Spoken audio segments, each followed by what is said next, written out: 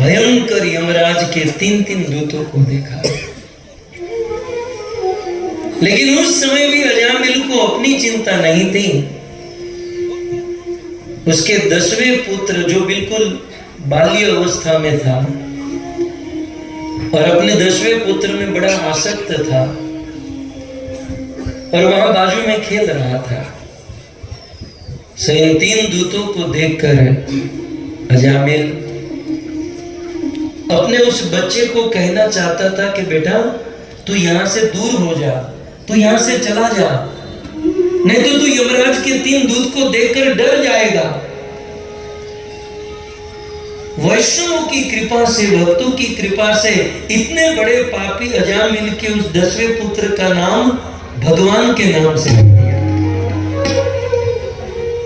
उनका नाम था नारायण। बालो नारायणम नाम, इसका नाम नारायण था।